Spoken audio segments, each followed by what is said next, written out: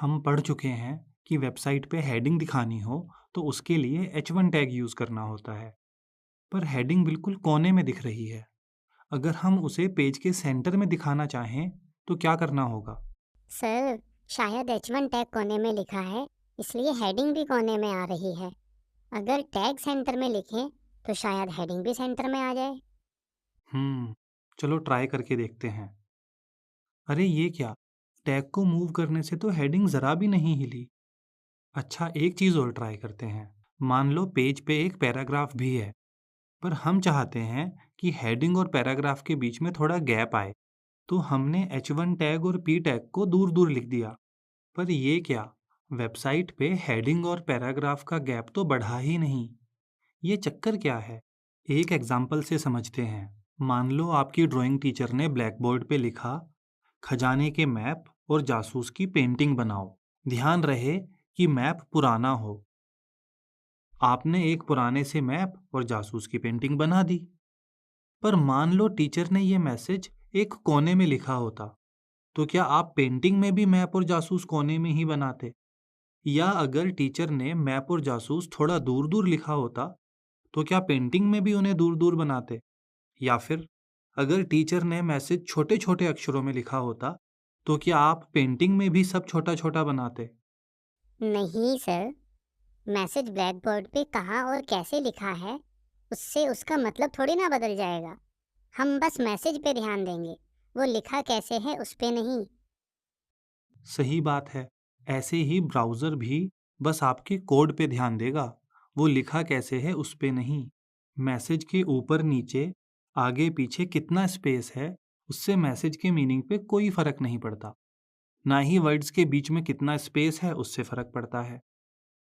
ऐसे ही HTML code के meaning पे इस बात से कोई फ़र्क नहीं पड़ता कि कोड लिखते समय हमने किसी टैग के ऊपर-नीचे, आगे-पीछे कितना स्पेस छोड़ा है।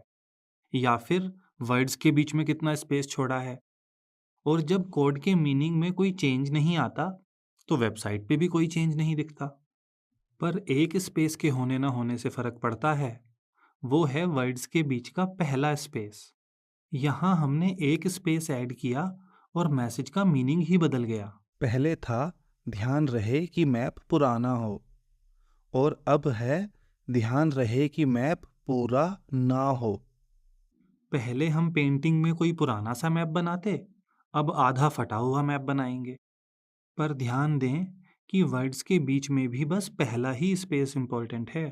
पहले स्पेस के होने ना होने से तो मीनिंग पे फर्क पड़ता है, पर उसके बाद आप कितना भी स्पेस बढ़ाओ या घटाओ, कोई फर्क नहीं पड़ता। मान लो हमने ये कोड लिखा, हम यहाँ अगर एक स्पेस ऐड करें तो वेबसाइट पे भी स्पेस दिखने लगेगा। अगर हम स्पेस हटाते हैं तो वेबसाइट से भी स्पेस हट जाएगा। यानी वर्ड्स के बीच का पहला स्पेस तो इम्पोर्टेंट है, पर बस पहला स्पेस ही इम्पोर्टेंट है। उसके बाद आप कितने भी स्पेस ऐड करो, कोई फ़र्क नहीं पड़ता।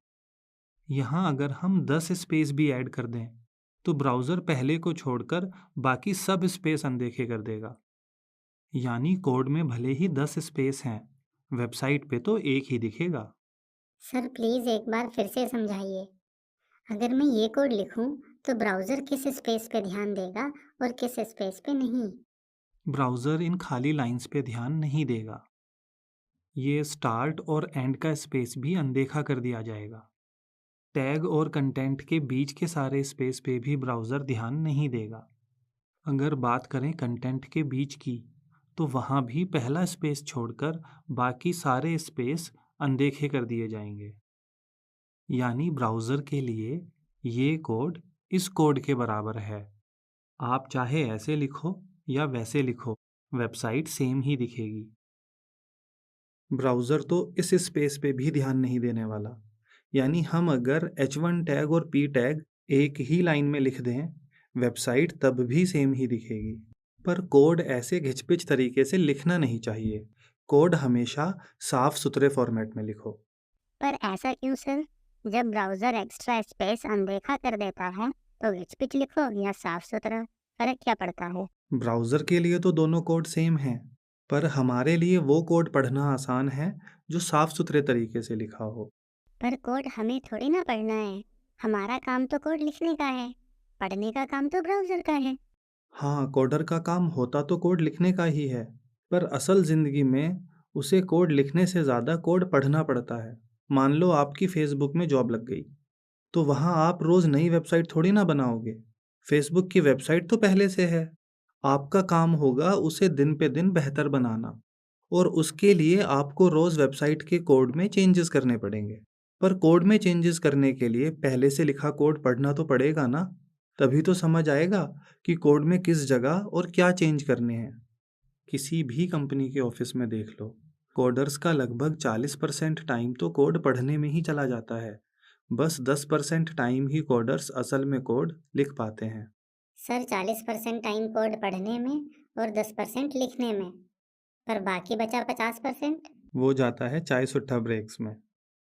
क्योंकि कोडर्स को कोड लिखने से ज़्यादा टाइम कोड पढ़ने में लगाना पड़ता है, इसलिए कोड ऐसा लिखना चाहिए कि बाद में उसे पढ़ना आसान हो। जो कोड पढ़ना और समझना आसान हो, उसे कहा जाता है क्लीन कोड। क्लीन कोड लिख पाना कोडिंग के फील्ड की सबसे इम्पोर्टेंट स्किल्स में से एक है। इस कोर्स में हम क्लीन कोड लिखने के बहुत सारे स्टेप्स सीखेंगे। उसमें से पहला और सबसे आसान स्टेप है कोड को साफ सुथरे फॉर्मेट में लिखना।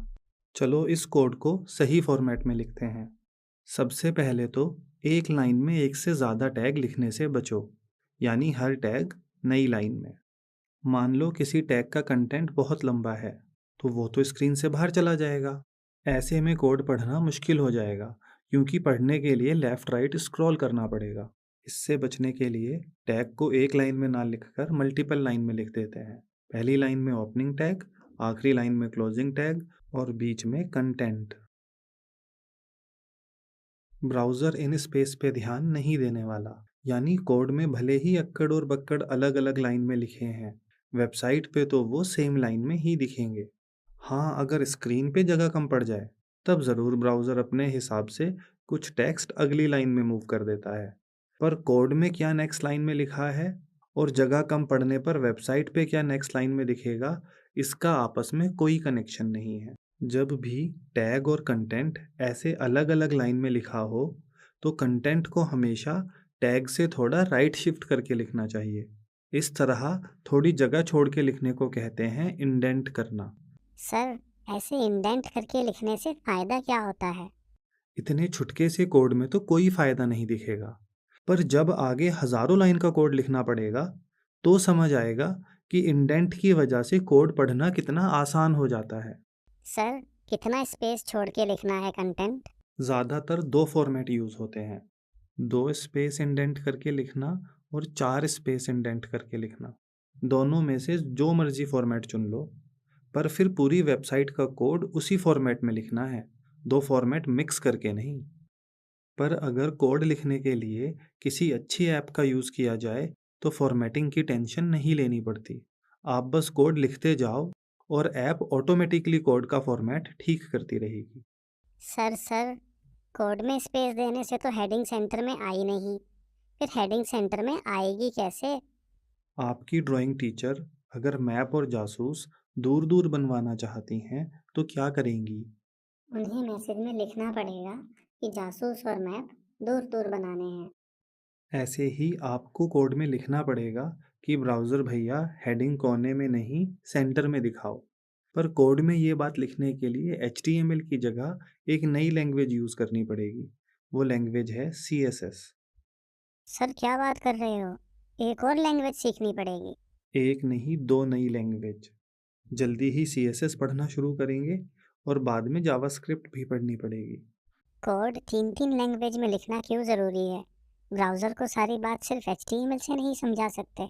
हम लोग नॉर्मली बात करते हैं हिंदी में, जॉब इंटरव्यू देते हैं इंग्लिश में और हवन करते हैं संस्कृत में। जैसे हमारी दुनिया में अलग अलग काम के लिए अलग अलग लैंग्वेज है, सेम ही वेबसाइट की दुनिया में भी है। HTML से हम बस ये बताते हैं कि वेबसाइट पे क्या दिखाना है, वो कैसा और कहाँ दिखेगा, ये हम CSS लैंग्वेज की हेल्प से लिखते हैं। मान लो हमें ऐसी वेबसाइट बनानी है, तो हम क्या दिखाना चाह रहे हैं?